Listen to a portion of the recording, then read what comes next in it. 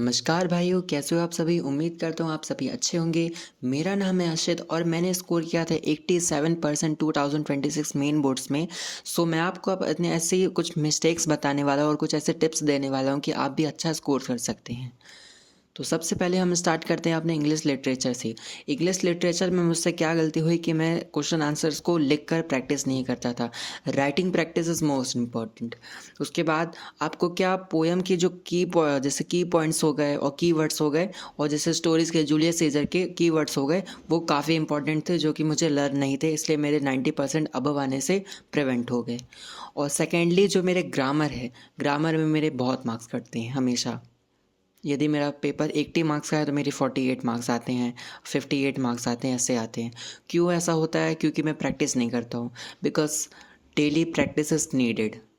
अब सेकेंडली आपका क्या होता है कि आप जैसे प्रैक्टिस नहीं करेंगे तो आपके हैबिट में ग्रामर प्रैक्टिस नहीं बैठती है, और वो यदि आप अचानक से अपने पेपर अटेम्प्ट करते हैं तो वहाँ पर आपके मार्क्स बिल्कुल डाउन हो जाते हैं।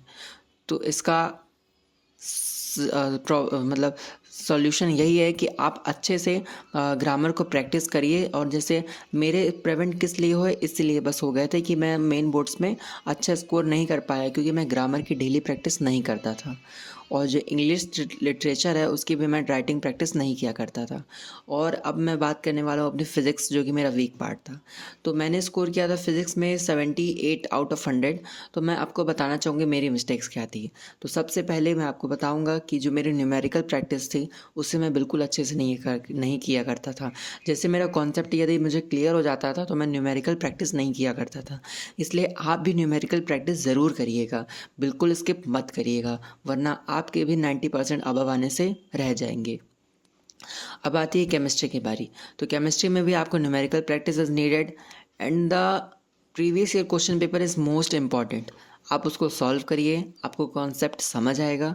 और जैसे आपको ऑर्गेनिक केमिस्ट्री हो गया, उसमें भी आप कई लोगों के कितने मार्क्स जाते हैं, मेरे बिल्कुल नहीं गए थे क्योंकि मैं अच्छे से प्रैक्टिस करके गया था। ऑर्गेनिक केमिस्ट्री को मैं लास्ट में बहुत अच्छे से प्रैक्टिस किया था।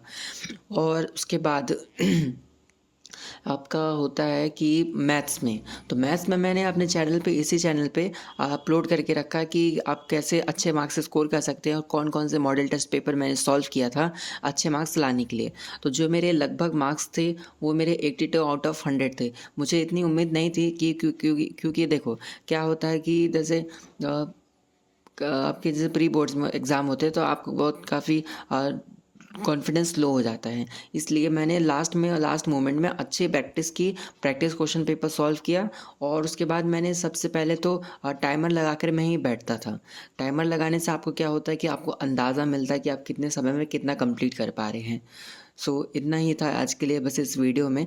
मैं आपको यही बताना चाहूँगा कि जो आपके इंग्लिश लिटरेचर और ग्रामर पार्ट है उसको आप अच्छे से प्रैक्टिस करिए। और यदि क्वेश्चन आंसर हैं और उसे आप प्रैक्टिस करिए और आप उसे राइटिंग प्रैक्टिस करिए।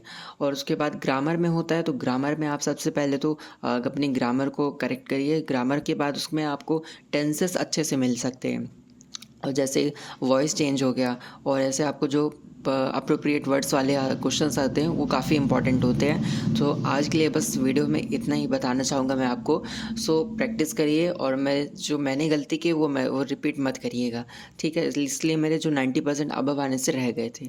थैंक यू मेरे वीडियो में बने रहने के लिए।